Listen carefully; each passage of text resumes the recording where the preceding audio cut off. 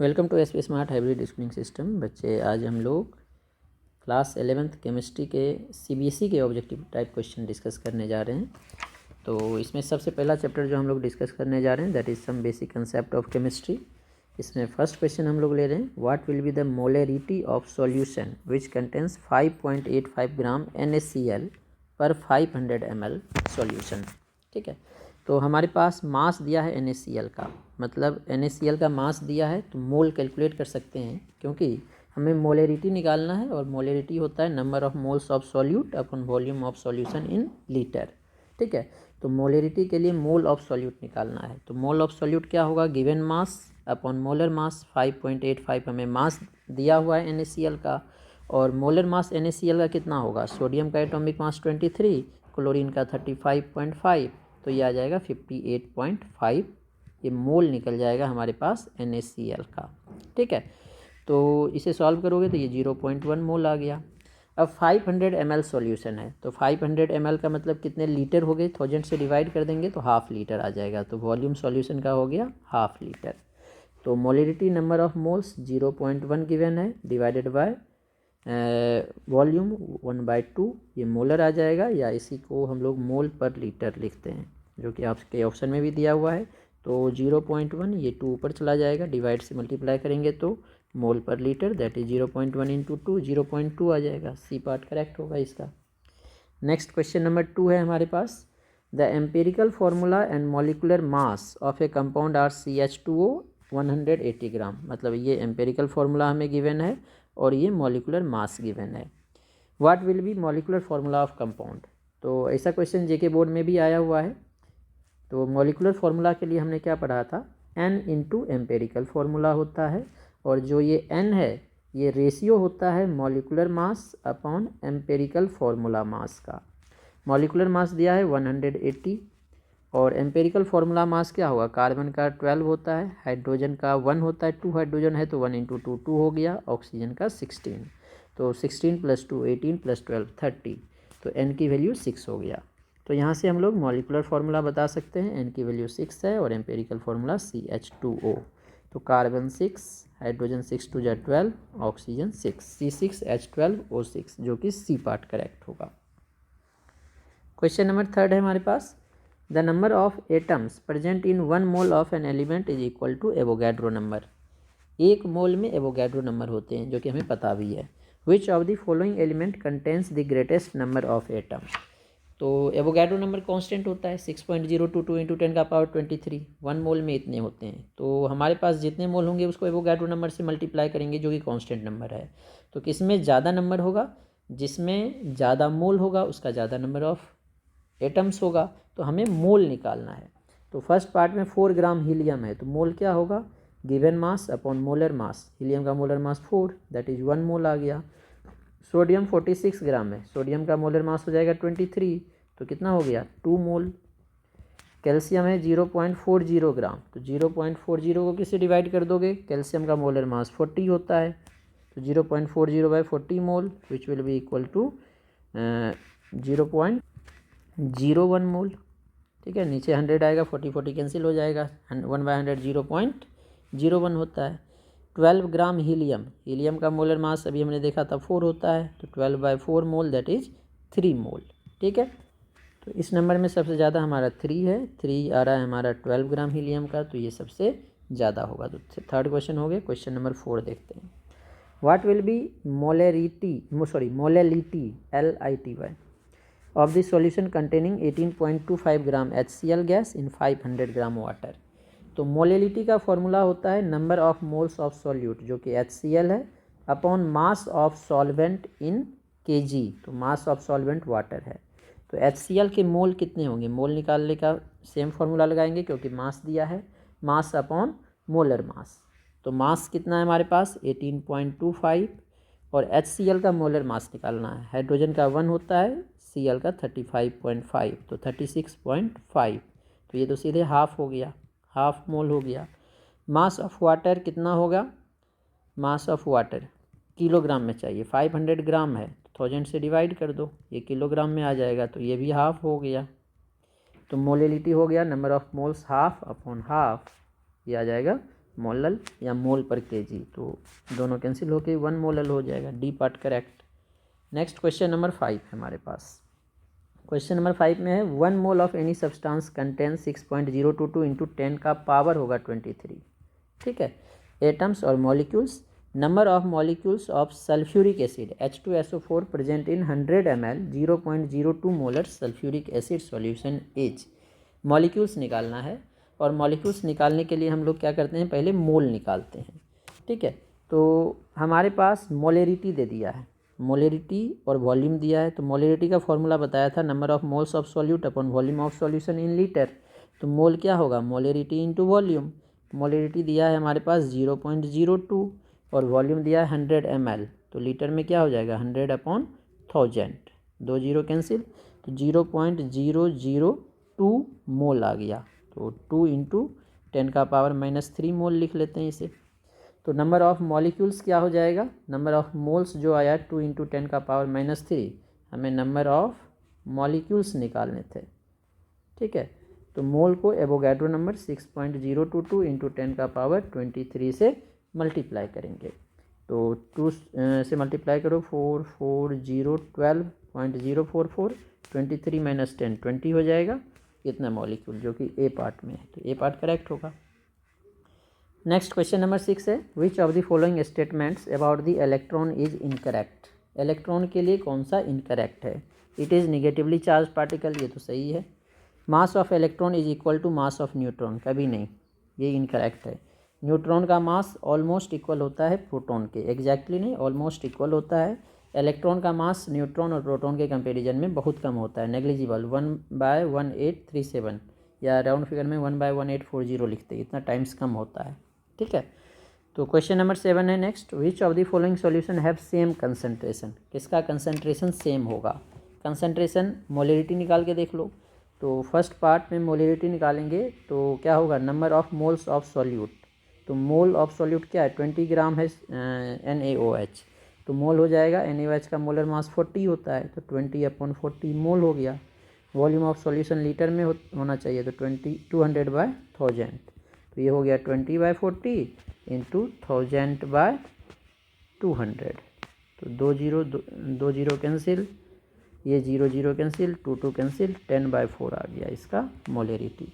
तो 10/4 that is 2.5। B part 0.5 मोल है हमारे पास। KCl मोल दे दिया इसमें डायरेक्ट, वॉल्यूम दे दिया है, तो 0.5/200 ml, 1000 से डिवाइड करोगे 0.2 आ जाएगा, तो ये डेसिमल खत्म, 5/2 2.5 ही आ गया, ठीक है। Which of the following solution have the same concentration, किसका किसका सेम होगा, ए और बी दोनों का सेम आ रहा है। अब सी और डी को चेक करो। सी में क्या है हमारे पास 40 ग्राम NaOH, तो 40/40 हो जाएगा मोल, 100/1000, ठीक है। तो ये क्या हो गया 40/40 इंटू 1000/100, 2 जीरो कैंसिल, 40 40 कैंसिल, ये 10 हो गया, इसका इक्वल इससे नहीं आ रहा है। डी में देखो 20 ग्राम KOH है, 20 ग्राम, तो 20 डिवाइडेड बाय मोल निकालो KOH का। पोटासियम का होता है 39, ऑक्सीजन का 16, हाइड्रोजन का 1, तो 40 और 16 56/200/1000, तो 20/56 इंटू 1000/200, 2 जीरो कैंसिल, 2 से 10 जा, 100/56, मतलब और किसी का इक्वल नहीं आ रहा है, बस ए एंड बी का इक्वल है, तो ए एंड बी का इक्वल होगा, same concentration A and B का होगा। क्वेश्चन नंबर 8 है अब हमारे पास। 8 में क्या बोला गया है, 16 gram oxygen has same number of molecules as in. तो मॉलिक्यूल्स किस में सेम होगा, जिसमें मोल सेम होगा। तो 16 ग्राम ऑक्सीजन, मॉलिक्यूल्स की बात कर रहा है तो O2 की बात करेंगे। तो number of moles of O2 कितने हैं हमारे क्वेश्चन में, 16 ग्राम है, तो 16 अपॉन ऑक्सीजन का मोलर मास 32, तो 16/32 कितना हो गया, हाफ मोल, 0.5। अब CO का निकालना है ये पार्ट में, तो 16 डिवाइडेड बाय कार्बन का मोलर मास, कार्बन का होता है 12, ऑक्सीजन का 16, तो 16 + 12 28, तो 16/28 हाफ नहीं होगा। 28 ग्राम नाइट्रोजन, 28, N2 का एटॉमिक मास होता है नाइट्रोजन का 14, तो N2 का 28, ये 1 हो गया। 14 ग्राम N2, ये आ जाएगा 14/28 हाफ, सी पार्ट करेक्ट होगा इसका, ठीक है। 2 ग्राम हाइड्रोजन देखोगे तो 2 हाइड्रोजन का मोलर मास 2, क्योंकि हाइड्रोजन एटम का एटॉमिक मास 1 होता है, 2 है तो 2 1 हो जाएगा, सी पार्ट करेक्ट होगा। क्वेश्चन नंबर 9 है हमारे पास, which of the following statement are true regarding Avogadro law. Avogadro law के लिए कौन सा ट्रू होगा। A given compound always contains exactly same proportion of elements by weight, ये तो लॉ ऑफ कांस्टेंट प्रोपोर्शन है, ये नहीं होगा। Equal volume of gases at same temperature and pressure should contains equal number of molecules, this is Avogadro law. ठीक है। When gas combine or are produced in a chemical reaction they do so in a simple ratio by volume, ये Gay-Lussac law था। A chemical compound is always found to made up of same electrons combined together in the fixed proportion of weight, same elements नहीं, ये भी हमारा constant proportion से मिलेगा, तो हमारा बी पार्ट इसका करेक्ट होगा। तो क्वेश्चन नंबर 10 है हमारे पास, an atom having atomic mass number 13 has 7 neutron, what is atomic number. तो जो मास नंबर होता है इसका फॉर्मूला होता है प्रोटॉन प्लस न्यूट्रॉन। ठीक है, तो मास नंबर 13 है तो यहाँ से प्रोटॉन, न्यूट्रॉन 7 है, तो प्रोटॉन की वैल्यू 6। तो हमें पूछा है एटॉमिक नंबर, तो जो प्रोटॉन होता है वही इसका एटॉमिक नंबर होता है, क्योंकि एटॉमिक नंबर को डिफाइन ही करते हैं number of protons in the nucleus of any atom, तो 6 है, सी पार्ट इसका करेक्ट होगा। क्वेश्चन नंबर 11 है हमारे पास, how many significant figures are there in 3.070 and 0.0025। ठीक है, अब इसमें देखो जो डेसिमल के बाद जीरो है और अगर वो नॉन जीरो के बाद भी है, तो ये जीरो नॉन जीरो के बाद भी है, डेसिमल के बाद भी है, तो ये दोनों सिग्निफिकेंट हो जाएगा। नॉन जीरो तो सिग्निफिकेंट होता ही है, तो इसमें 4 सिग्निफिकेंट हो गया। इसमें जो ये दोनों जीरो है, नॉन जीरो के बाद नहीं है, पहले है, डेसिमल के बाद है, नॉन जीरो के बाद नहीं है, तो सिग्निफिकेंट नहीं होगा। तो जीरो जो है हमेशा नॉन जीरो के बाद और डेसिमल के बाद होगा तो सिग्निफिकेंट होगा, या दो नॉन जीरो के बीच में होगा तो सिग्निफिकेंट होगा। तो इसमें सिग्निफिकेंट फिगर 2 होगा, तो 4 and 2 बी पार्ट में है, तो 11 का बी करेक्ट हो गया। नेक्स्ट क्वेश्चन नंबर 12 है अब हमारे पास, how many numbers of atom are present in 15U, AMU दिया हुआ है। तो एक एटम का जो मास होता है उसे एटॉमिक मास बोलते हैं। हीलियम का एटॉमिक मास 4 होता है, 4U होता है, तो एक एटम का मास 4U है, तो 52 में कितना होगा, 52/4 दैट इज 13 एटम्स होंगे, सी पार्ट करेक्ट होगा। क्वेश्चन नंबर 13 है, which of the following will not show deflection from path on passing through an electric field. Electric field से किसे पास करेंगे तो डिफ्लेक्शन शो नहीं करेगा, न्यूट्रॉन को, क्योंकि न्यूट्रॉन पे कोई चार्ज नहीं होता है, प्रोटॉन पे चार्ज होता है पॉजिटिव, कैथोड रे पे भी चार्ज होता है निगेटिव, इलेक्ट्रॉन पे भी निगेटिव, तो ये इलेक्ट्रिक फील्ड से डिफ्लेक्ट होगा। न्यूट्रॉन पे कोई चार्ज नहीं होता है तो ये डिफ्लेक्ट नहीं होगा। नेक्स्ट चैप्टर है हमारे पास एटॉमिक स्ट्रक्चर। ठीक है, अब एटॉमिक स्ट्रक्चर के CBSE वाले क्वेश्चन डिस्कस करेंगे। फर्स्ट क्वेश्चन है हमारे पास, quantum number which determine size and energy of orbital. इन किसी भी ऑर्बिटल का साइज और एनर्जी हम लोग प्रिंसिपल क्वांटम नंबर से बताएंगे, या किसी भी ऑर्बिट का भी अगर होता तो साइज हम लोग n की वैल्यू पे बताते हैं, क्योंकि n की वैल्यू अगर पता चल जाए तो रेडियस पता चल जाता है। क्या फॉर्मूला होता है, 0.529 इंटू n²/z। z तो एटॉमिक नंबर है, n की वैल्यू पता चलेगा तो रेडियस, और रेडियस पता चलेगा तो साइज पता चल जाएगा। बोर एटॉमिक मॉडल से भी देख सकते हैं।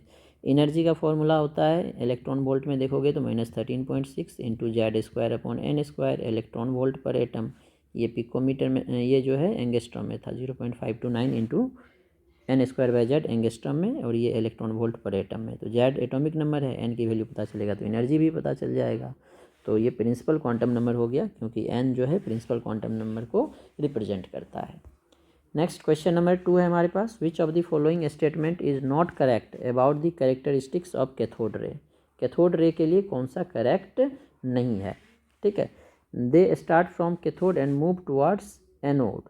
ठीक है बच्चे, वैसे तो ये 100% ट्रू नहीं है, लेकिन इसे ट्रू में रखेंगे, क्योंकि ऐसा हमें लगता है कि जो कैथोड रे है वो कैथोड से निकल के एनोड की तरफ आ रहा है। एक्चुअली में वो बीच में जो गैस होता है वो आयनाइज होकर इलेक्ट्रॉन लूज करता है, वो कैथोड रे होता है, लेकिन ये हमें दिखता ऐसा है कैथोड से निकल के एनोड की तरफ आ रहा है। ठीक है, अगर कोई दूसरा ऑप्शन नहीं होगा तो इसे हम लोग लगा सकते हैं, अगर दूसरा एग्जैक्ट आंसर होगा तो इसको छोड़ देंगे, क्योंकि इज करेक्ट बोला है, एक ऑप्शन होगा इसका। They travel in straight line in absence of external electric और मैग्नेटिक फील्ड। ठीक है, ये भी ठीक है। क्यों? क्योंकि अगर इलेक्ट्रिक और मैग्नेटिक फील्ड नहीं होगा तो इसमें कोई डिफ्लेक्शन नहीं होगा, क्योंकि इलेक्ट्रॉन पे चार्ज होता है निगेटिव, कैथोड रे पे चार्ज होता है निगेटिव, तो इलेक्ट्रिक फील्ड से ये डिफ्लेक्ट होगा क्योंकि चार्ज पार्टिकल है। तो एब्सेंस बोला है इसीलिए डिफ्लेक्ट नहीं होगा, स्ट्रेट लाइन में ट्रेवल करेगा। कैरेक्टरिस्टिक्स ऑफ कैथोड रे do not depend upon the material of electrodes in cathode ray tube. ये भी ठीक है, मटेरियल पे डिपेंड नहीं करता है, इसका E/m रेशियो हमेशा कांस्टेंट आता है। कैरेक्टरिस्टिक्स ऑफ कैथोड रे depend upon the nature of gas, ये गलत बोल दिया, नॉट डिपेंड सही था ऊपर वाला, ये गलत है, तो डी पार्ट इसका एग्जैक्ट सही होगा। नेक्स्ट क्वेश्चन नंबर 3 है द इलेक्ट्रॉनिक कन्फिग्रेशन ऑफ, तो इसका एटॉमिक नंबर 66 है, डिस्प्रोसियम। डिस्प्रोसियम का सिंबल होता है Dy, एटॉमिक नंबर क्वेश्चन में ही दे दिया 66। डिस्प्रोसियम जो है रेयर अर्थ मेटल होता है, ये लेंथेनाइट सीरीज में होता है, मतलब लास्ट इलेक्ट्रॉन जो है 4f में जाएगा। तो यहाँ से भी आंसर देख सकते हो, 4f में लास्ट इलेक्ट्रॉन किस में जा रहा है, 4f14 सब में जा रहा है। तो अब देखो इसमें हमें जेनन के हेल्प लेके देख रहे हैं, और आपको देखो आसान कर दिया, ये जेनन का हेल्प ले लिया, जेनन के थ्रू किया। तो जेनन का एटॉमिक नंबर 54 होता है। तो 54 अगर यहाँ से निकल जाएगा तो अब कितने बचेंगे आपके पास, अब 12 इलेक्ट्रॉन बचे हैं, तो एक तो जाएगा 6s में, 2 इलेक्ट्रॉन हो गया, अब बचा 10 इलेक्ट्रॉन जाएगा 4f में। तो 6s2 देखो सब में है, 4f10, ये 5 और d में 5 तो इलेक्ट्रॉन इसमें आता नहीं है, 0 2 1 या 2d9 भी नहीं आता है, d10 भी नहीं होगा इसमें, तो एक यही बचेगा 6s2, फिर ये 4f10 आएगा, 6s2 4f10, सी पार्ट करेक्ट होगा आपका। ठीक है, नेक्स्ट क्वेश्चन नंबर 4 है अब हमारे पास। क्वेश्चन नंबर 4 में विच of the following conclusions could not be derived from Rutherford's alpha particle scattering experiment. Alpha particle scattering experiment से कौन सा कंक्लूजन नहीं आ सकता है। Most of the space in atom is empty, ये आया हुआ है, तो ये आंसर नहीं होगा क्योंकि मैक्सिमम अल्फ़ा रे उससे पास हो गया। Radius of the atom is about 10⁻⁵ metre, while that of nucleus is 10⁻⁻15 metre, ये भी आया था। Electrons move in a circular path of a fixed energy called orbit, ये रदरफोर्ड से नहीं आया, ये बोर एटॉमिक मॉडल में बताया गया था, तो सी पार्ट इसका होगा। Electrons and nucleus are held together by electrostatic force of attraction, ये भी सही है, तो इसका सी पार्ट करेक्ट होगा।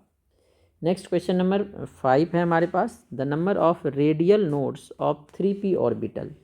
तो देखो बच्चे, जो नोड है वो किसी भी एटम में वो स्पेस होता है जहाँ पे इलेक्ट्रॉन होने की प्रोबेबिलिटी 0 मिनिमम होगी, और नोड जो है 2 टाइप की होते हैं, रेडियल नोड और angular node.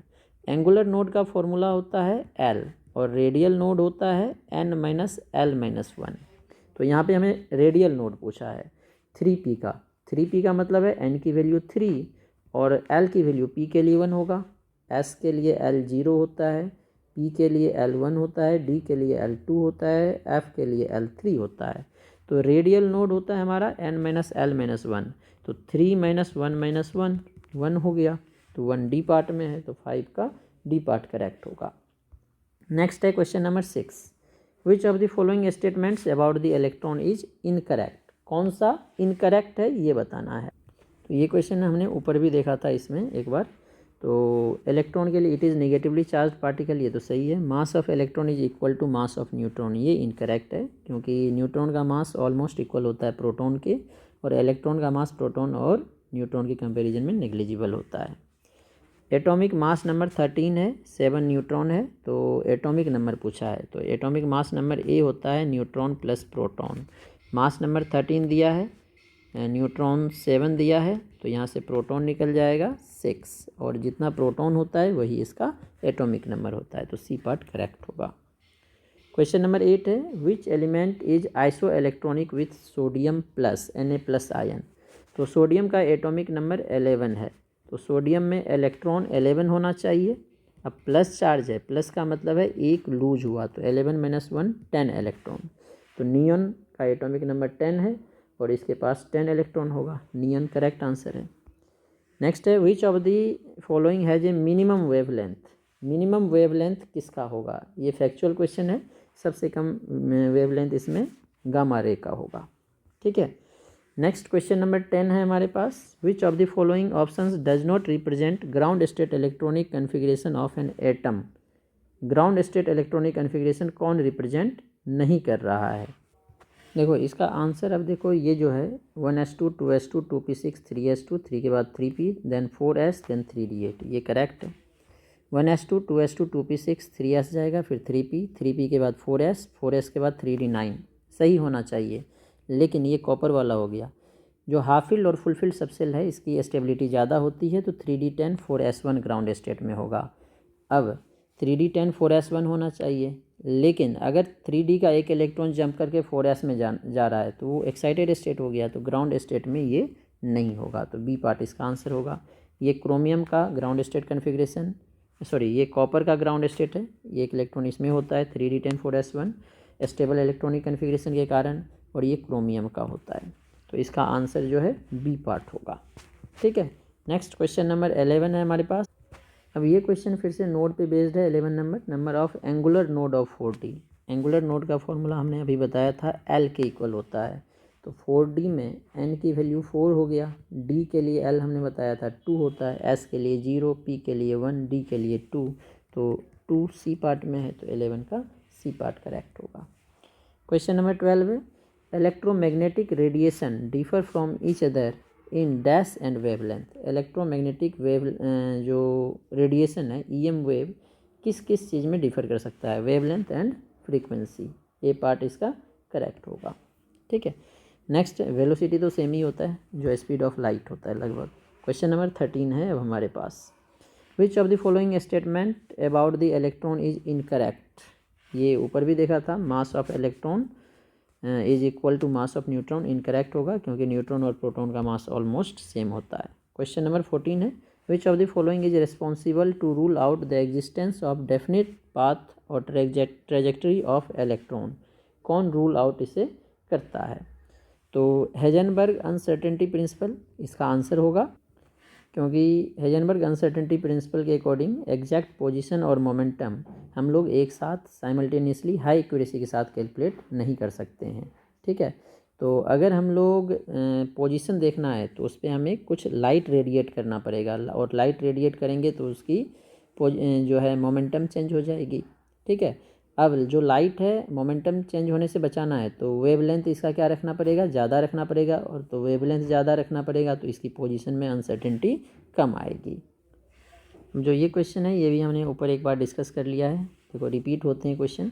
Which of the following conclusion could not derive from Rutherford alpha particle scattering experiment. तो ये हमने ऊपर डिराइव किया था, सी पार्ट था। इलेक्ट्रॉन्स मूवी ने सर्कुलर फिक्स्ड पार्ट जिसे हम लोग ऑर्बिट बोलते हैं, ये बोर ने बताया था। नेक्स्ट क्वेश्चन नंबर 16 है, which of the following will not show deflection from the path passing through electric field. Neutron, क्योंकि इस पर कोई चार्ज नहीं होता है, ये भी देखा था ऊपर। अब ये क्वेश्चन है, एटॉमिक मास 15 है, 7 न्यूट्रॉन है, तो एटॉमिक नंबर क्या होगा। ऊपर 13 और 7 का था, अब ये 15 और 7 का आ गया, तो सिमिलर क्वेश्चन है। मास नंबर होता है proton plus neutron, mass number 15 है तो प्रोटॉन, न्यूट्रॉन 7 है तो प्रोटॉन 8 आ गया, प्रोटॉन 8 आ गया, और यही इसके एटॉमिक नंबर के इक्वल होगा, तो डी पार्ट करेक्ट होगा। नेक्स्ट क्वेश्चन नंबर 18 है, how many neutrons and protons are there in strontium 38 58। तो प्रोटॉन एटॉमिक नंबर के इक्वल होता है, एटॉमिक नंबर नीचे लिखते हैं, 38 हो गया। और न्यूट्रॉन, देखो यहाँ से ही न्यूट्रॉन अगर निकालोगे तो ये आ जाएगा मास नंबर माइनस प्रोटॉन, या प्रोटॉन एटॉमिक नंबर के इक्वल होता है तो mass number minus atomic number. तो हमारे पास प्रोटॉन निकल गया, न्यूट्रॉन कैसे निकालेंगे, mass number minus atomic number which is equal to 50। तो न्यूट्रॉन्स एंड प्रोटॉन्स 50 एंड 38, तो 50 एंड 38 वाला ऑप्शन देखो कौन सा है, 50 एंड 38 एक ही है 50, सी पार्ट करेक्ट करेंगे हम लोग। 19 नंबर क्वेश्चन है अब हमारे पास, which of the following set of quantum numbers are not possible. N की वैल्यू 0 कभी नहीं हो सकती है, यही आंसर हो जाएगा, क्योंकि एन जो है नंबर ऑफ ऑर्बिट होता है, एन की वैल्यू, ऑर्बिट की वैल्यू 1 से स्टार्ट होता है, 1 2 3 4 इस तरह से हम लोग लिखेंगे, तो एन की वैल्यू 0 कभी नहीं हो सकता है। क्वेश्चन नंबर 20 है, सिमिलर टाइप का क्वेश्चन है हमारे पास, which of the following set of quantum number are correct. कौन सा करेक्ट होगा, तो एन की वैल्यू 1 है तो एल की वैल्यू 1 नहीं हो सकती है, क्योंकि एल की वैल्यू 0 से लेके n-1 तक ही होती है, n 1 है तो एल की वैल्यू मैक्सिमम 0 होगा, n-1 0 होता है। अब बी पार्ट है इसका, n की वैल्यू 2 है, l की वैल्यू 1 हो सकता है, m का वैल्यू +2 नहीं हो सकता है, क्योंकि m की वैल्यू -l से लेके +l तक हो सकता है होल नंबर। तो -1 से +1 में +2 नहीं आएगा, ठीक है। n की वैल्यू 3 है तो l की वैल्यू 2 हो सकता है, m की वैल्यू -1 हो सकता है, तो ये करेक्ट है। ये 3 है तो l की वैल्यू 4 कभी नहीं हो सकता है। तो ये हमने एटॉमिक स्ट्रक्चर के क्वेश्चन देखे। अब हमारा है पीरियोडिक टेबल। तो फर्स्ट क्वेश्चन ये वही है जो हमने ऊपर डिस्कस किया था। तो इसका आंसर हमारा हो जाएगा सी पार्ट, डिस्प्रोसियम का इलेक्ट्रॉनिक कन्फिग्रेशन ऊपर डिस्कस किया हुआ है। Consider iso electronic species. Iso electronic species हमारे पास दिया है Na+, Mg2+, F- O2-। Correct order of increasing length of their radius. तो आइसो इलेक्ट्रॉनिक के लिए इलेक्ट्रॉन सेम है, तो जो रेडियस होगा एटॉमिक रेडियस या आयंस होगा तो आयनिक रेडियस बोलेंगे, ये इन्वर्सली प्रोपोर्शनल होगा एटॉमिक नंबर के, ठीक है। वैसे Z/E बोलते हैं, तो E तो सबके लिए सेम है, तो किस पे डिपेंड करेगा, Z पे। तो जिसका एटॉमिक नंबर ज़्यादा है उसका रेडियस सबसे कम होगा। तो सोडियम का होता है 11, मैग्नीशियम 12, फ्लोरीन का 9, ऑक्सीजन का 8। तो सबसे ज़्यादा मैग्नीशियम का है तो सबसे छोटा मैग्नीशियम बी पार्ट में है, तो इसका बी पार्ट करेक्ट होगा। Magnesium, then sodium, then fluorine, सबसे बड़ा होगा O2-। नेक्स्ट है which of the following is not an actinoid. Actinoid कौन सा नहीं होता है।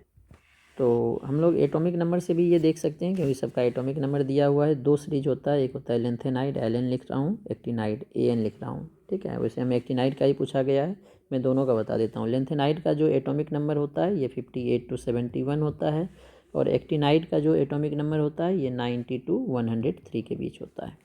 तो देखो 96 एक्टिनाइड में आ जाएगा, 98 भी आ जाएगा, 92 भी आ जाएगा, 65 लेंथेनाइड्स में आएगा। तो ये नहीं है, इसीलिए डी पार्ट करेक्ट होगा, ठीक है। नेक्स्ट क्वेश्चन नंबर 4 है अब हमारे पास। Which the element with atomic number 57 belongs to. 57 atomic number है तो ये किस में आएगा। तो देखो 57 लेंथेनाइड और एक्टिनाइड्स में तो नहीं आएगा, तो F ब्लॉक में नहीं आएगा। अब SPD बच गया हमारे पास, और 57 यहाँ से भी चेक करोगे तो लेंथ 58 के जस्ट पहले आता है। तो लेंथेनाइड्स का जो है नेम क्यों आया, क्योंकि ये सारे एलिमेंट लेंथेनम के बाद आता था, और लेंथेनम कहाँ पे है, डी ब्लॉक में है, तो इसका डी ब्लॉक हो जाएगा, सी पार्ट करेक्ट होगा क्वेश्चन नंबर 4 का, ठीक है। क्वेश्चन नंबर 4 के बाद अब नेक्स्ट है हमारे पास question number 5। In the modern periodic table the period indicates the value of. Period क्या इंडिकेट करता है, प्रिंसिपल क्वांटम नंबर n की वैल्यू, ठीक है। क्वेश्चन नंबर 6 है हमारे पास। Anything that influence the valence electron will affect the chemistry of element, which one of the following factor does not affect valence shell. Valence shell को कौन affect नहीं करेगा, तो प्रिंसिपल क्वांटम नंबर करेगा, क्योंकि n की वैल्यू बढ़ जाएगी या घट जाएगी तो ऑर्बिट ही चेंज हो जाएगा। न्यूक्लियर चार्ज भी करेगा, पॉजिटिव चार्ज अगर बढ़ेगा तो अट्रैक्शन बढ़ जाएगा। कोर इलेक्ट्रॉन से भी इफेक्ट होगा, क्योंकि इससे स्क्रीनिंग इफेक्ट इंक्रीज या डिक्रीज होगा। न्यूक्लियर मास पे कोई इफेक्ट नहीं होगा, तो इसका सी पार्ट हमारा करेक्ट होगा। क्वेश्चन नंबर 7 है अब हमारे पास। Which of the following which of the elements, following नहीं है, whose atomic numbers are given below cannot be accommodated in the present setup of long form of periodic table। तो अभी तक जो हमने पीरियोडिक टेबल देखा है 107 आ गया है, 18 भी आ गया है, 126 नहीं आया हमारे पीरियोडिक टेबल में, 102 भी आ गया है, तो 126 इसका आंसर करेक्ट होगा। First ionization enthalpy sodium, magnesium, aluminium, silicon are in order. First ionization enthalpy देखना है, तो देखो सोडियम के बाद मैग्नीशियम होता है, इसके बाद एल्युमिनियम होता है, इसके बाद सिलिकॉन होता है। तो जनरली लेफ़्ट टू राइट जाने में इंक्रीज करती है, तो सोडियम से ज़्यादा मैग्नीशियम का होगा, लेकिन मैग्नीशियम और एल्युमिनियम में मैग्नीशियम का ज़्यादा होगा, फिर सिलिकॉन का ज़्यादा होगा। क्यों, क्योंकि मैग्नीशियम में S2 कन्फिग्रेशन होगा, ठीक है ना। 12 एटॉमिक नंबर है तो 1s2 2s2 2p6 3s2 हो गया ना, लेकिन इसमें 3s2 3p1 होगा। तो इसमें कम्प्लीटली फिल्ड है, मैग्नीशियम का कम्प्लीटली फिल्ड है 3s, तो यहाँ से इलेक्ट्रॉन निकालने में ज़्यादा एनर्जी लगेगा एज कम्पेयर टू p, क्योंकि p में 3 ऑर्बिटल है, एक ही इलेक्ट्रॉन है, ना तो हाफ है ना तो फुल है, तो इसको ईजिली निकाला जा सकता है एज कम्पेयर टू मैग्नीशियम। तो ये वाला ऑप्शन देखो, ए पार्ट में सोडियम मैग्नीशियम और एल्युमिनियम में चेंज हो जाएगा, फिर सिलिकॉन। क्वेश्चन नंबर 9 है हमारे पास। The electronic configuration of outermost shell of the most electronegative element. Most electronegative element fluorine होता है, तो इसका electronic configuration 1s2 2s2 2p5। तो 2s2 2p5 ए पार्ट में है, तो इसका ए पार्ट करेक्ट होगा। ठीक है, तो इसके बाद नेक्स्ट चैप्टर हमारा है केमिकल बॉन्डिंग। तो अब केमिकल बॉन्डिंग के क्वेश्चंस देखते हैं। तो फर्स्ट क्वेश्चन है isostructural species are those which have same shape and hybridization. Hybridization और शेप दोनों सेम होगा। Among the given species identify isostructural pair. NF3 देखो एक लोन पेयर बचेगा क्योंकि नाइट्रोजन के पास 5 इलेक्ट्रॉन होता है वैलेंस शेल में, 3 बॉन्ड बनाया तो 3 बॉन्ड पेयर एक लोन पेयर, हाइब्रिडाइजेशन sp3 होगी। BF3 का sp2 होगा क्योंकि 3 इलेक्ट्रॉन था 3 बॉन्ड बना लिया तो हाइब्रिडाइजेशन ही सेम नहीं हुआ। BF4 3 इलेक्ट्रॉन था 3 बॉन्ड बनाएगा 3 फ्लोरीन के साथ, एक F- कोऑर्डिनेट बॉन्ड बनाएगा, 4 बॉन्ड बनाएगा sp3 और बोरोन के पास लोन पेयर भी नहीं है तो हाइब्रिडाइजेशन sp3 और स्ट्रक्चर टेट्राहेड्रल। अमोनियम नाइट्रोजन जो है 3 हाइड्रोजन के साथ कोवैलेंट बॉन्ड बनाएगा, लोन पेयर बचेगा जो H+ के साथ कोऑर्डिनेट बॉन्ड बनाएगा। सेम BF4 में भी ऐसा ही हुआ था, 3 फ्लोरीन है और एक इस तरह से F- के साथ बनाएगा तो इसका भी शेप टेट्राहेड्रल, इसका भी टेट्राहेड्रल है, ये भी sp3 और ये भी sp3। तो हमारा आंसर B करेक्ट हो जाएगा। नेक्स्ट क्वेश्चन है type of hybrid orbitals of nitrogen. Nitrogen का हाइब्रिडाइजेशन हमें बताना है। NO2+ है तो 5 इलेक्ट्रॉन है, 2 शेयर किया, एक प्लस चार्ज, लोन पेयर नहीं बचा और 2 सिग्मा बॉन्ड है 2 पाई बॉन्ड है तो हाइब्रिडाइजेशन sp हो जाएगा इसका। तो फर्स्ट का sp देखो A और B में है, C और D पहले इनकरेक्ट हो गया। NO3- है तो एक डबल बॉन्ड बनाएगा, एक O- पे चार्ज बचेगा और एक कोऑर्डिनेट बॉन्ड बनाएगा तो 1 2 3 सिग्मा हो गया, sp2 B पार्ट ही करेक्ट हो गया। NH4+ सिमिलर होगा ऊपर जो जैसे बताया था, अच्छा ये B लिख दिया हमने, BF4- ही है, अच्छा ये NH4+ sp3 है, B पार्ट करेक्ट है। क्वेश्चन नंबर 3 है। क्वेश्चन नंबर 3 में क्या है हमारे पास, the exhibition of various oxidation state by an element is also related to their outer orbital electronic configuration of its atom. Atoms having which of the following outermost electronic configuration will exhibit more than one oxidation state in its compound? 3s1 alkali metal है, vacant orbital नहीं है तो ये तो show नहीं करेगा। 3d1 4s2 scandium है, +3 ही show करता है। 3d2 4s2 ये +2 भी शो कर सकता है, +4 भी कर सकता है, टाइटेनियम है, यही आंसर होगा। 1s2 2p2 ये तो इलेक्ट्रॉनिक कन्फिग्रेशन ही इनकरेक्ट होगा।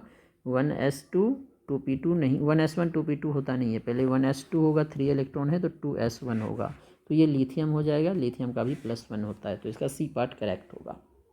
क्वेश्चन नंबर 4 है अब हमारे पास।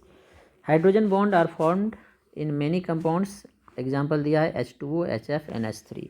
The boiling point of such compounds depend on large extent of strength of hydrogen bond. जिसमें स्ट्रॉन्ग हाइड्रोजन बॉन्ड होगा उसका बॉइलिंग पॉइंट ज़्यादा होगा क्योंकि boiling point intermolecular force of attraction पे डिपेंड करता है और हाइड्रोजन बॉन्ड इस तीनों मॉलिक्यूल में इंटरमोलिकुलर फोर्स ऑफ अट्रैक्शन ही है।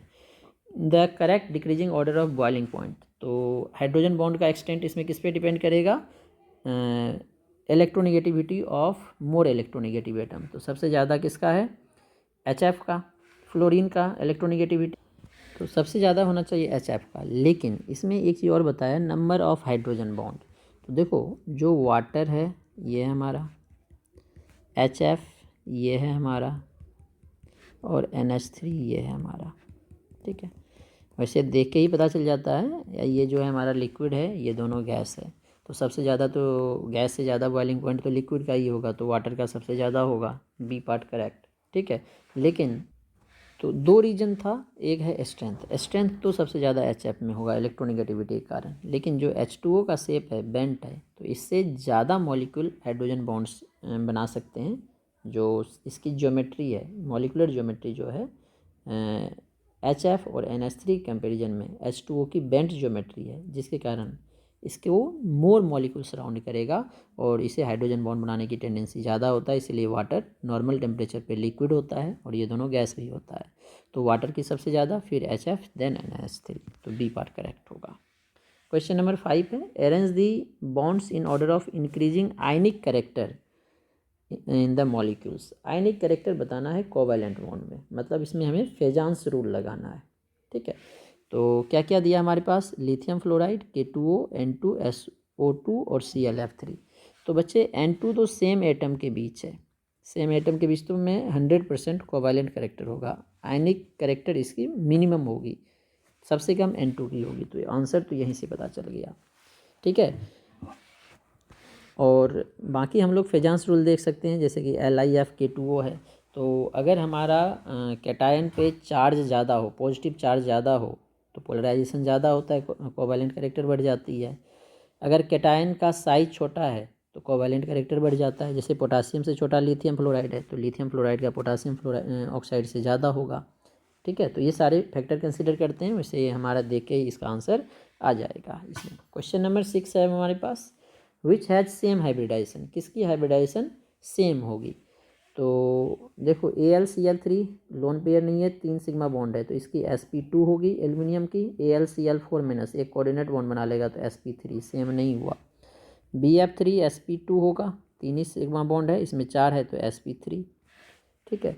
NH3 में एक लोन पेयर है, 3 सिग्मा बॉन्ड है, तो 3 + 1 sp3 हो गया। NH4 में एक कोऑर्डिनेट बॉन्ड बन गया, तो 4 ही बॉन्ड बन रहा है, तो इसमें भी sp3, इस दोनों का सेम होगा।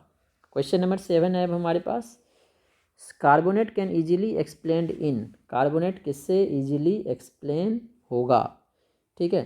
तो जो ऑप्शन है इसमें रेजोनेटिंग स्ट्रक्चर है, तो कार्बोनेट के कितने रेजोनेटिंग स्ट्रक्चर बनेंगे, एक तो ये बनेंगे, ठीक है। अब इलेक्ट्रॉन को डिलोकलाइज करेंगे, यहाँ पे जो इलेक्ट्रॉन है ये अगर डिलोकलाइज होगा इधर, तो ये इधर शिफ्ट होगा, तो इस ऑक्सीजन पे माइनस चार्ज, डबल बॉन्ड इधर, इस पे माइनस चार्ज। सिमिलरली अब जब ये वाला इलेक्ट्रॉन इधर डिलोकलाइज होगा, यहाँ पे 6 इलेक्ट्रॉन है, ये इधर डिलोकलाइज होगा तो ये इधर आ जाएगा, तो तीसरा रेजोनेटिंग स्ट्रक्चर बन जाएगा अब इसका, इस पे माइनस आ जाएगा, डबल बॉन्ड O, तो 3 रेजोनेटिंग स्ट्रक्चर, ए पार्ट इसका करेक्ट होगा। नेक्स्ट क्वेश्चन नंबर 8 है हमारे पास, which of the following statement is not correct from the view point of molecular orbital theory, कौन सा करेक्ट नहीं है, ठीक है। Be2 is not a stable molecule, beryllium है, बेरिलियम का इलेक्ट्रॉनिक कन्फिग्रेशन 1s2 2s2 होता है। तो अब Be2 है, तो Be2 का क्या हो जाएगा, पहला सिग्मा 1s2, फिर दूसरे का भी 1s आएगा ना, दूसरे बेरिलियम का, तो sigma star 1s2, sigma 2s2, sigma star 2s2। तो बॉन्डिंग एंटी बॉन्डिंग सेम है, तो बॉन्ड बनेगा ही नहीं, तो स्टेबल मॉलिक्यूल नहीं है, तो ये तो सही बोल रहा है, हमें नॉट करेक्ट देखना है। He2 इज नॉट स्टेबल, यही है, He2+ इज एक्सपेक्टेड, क्योंकि इसमें बॉन्डिंग एंटी बॉन्डिंग का इलेक्ट्रॉन सेम नहीं होगा, सिमिलर इसके तरह देखेंगे। Bond strength of N2 is maximum amongst the homo molecular diatomic molecules belonging to second period. हाँ, इसमें बॉन्ड ऑर्डर 3 आएगा और मैक्सिमम बॉन्ड ऑर्डर 3 होता है, तो बॉन्ड ऑर्डर 3 होने से बॉन्ड एनर्जी ज़्यादा होगा, तो ये भी सही है। Order of energy of molecular orbital in N2, तो नाइट्रोजन का देखो 1s2 2s2 2p3 होता है, एटम का इलेक्ट्रॉनिक कन्फिग्रेशन। P में 3 इलेक्ट्रॉन है, इसीलिए 2 1 2 1 यूज होगा, पहले पाई बनेगा 2s सिग्मा स्टार 2s, फिर सिग्मा 2pz, नहीं ये तो ऑक्सीजन वाला हो गया, ये इनकरेक्ट है, पहले पाई होगा फिर सिग्मा बनेगा, ठीक है, तो इसका डी पार्ट करेक्ट हो जाएगा। नेक्स्ट क्वेश्चन नंबर 9 है हमारे पास, which of the following arrangement represents increasing oxidation state of central atom, central atom का ऑक्सीडेशन स्टेट निकालना है CrO2 माइनस में, देखो इसी से ले लेते हैं, तो Cr का क्या होगा X-4, ऑक्सीजन का -2 होता है ना, -1, तो X की वैल्यू +3, ClO3 माइनस है, Cr का निकल गया +3, ClO3 माइनस है, तो X -6 -1, तो X की वैल्यू हो जाएगी +5, CrO4 2 माइनस है, तो X -8 -2, तो X की वैल्यू आ जाएगी +6, और MnO4 माइनस है, तो X -8 -1, तो X की वैल्यू हो जाएगी +7, तो 3 5 6 7 इंक्रीजिंग है, ये पार्ट ही करेक्ट हो गया इसका। In the reaction when H2 combine with O2 to form water there is an electron transfer from, electron का ट्रांसफ़र किस में हो रहा है, देखो H2 ऑक्सीजन से रिएक्शन करके H2O बना रहा है, यहाँ पे ऑक्सीडेशन नंबर 0, यहाँ पे भी 0, हाइड्रोजन का +1 ऑक्सीजन का -2, तो 0 से +1 इलेक्ट्रॉन का लॉस हो रहा है, ऑक्सीजन 0 से -2 इलेक्ट्रॉन को गेन कर रहा है, तो हाइड्रोजन से ऑक्सीजन में इलेक्ट्रॉन का ट्रांसफ़र हो रहा है। तो इलेक्ट्रॉन का ट्रांसफ़र किस में हो रहा है? हाइड्रोजन से ऑक्सीजन। हाइड्रोजन से ऑक्सीजन देखो बी पार्ट में है, तो बी पार्ट इसका करेक्ट होगा।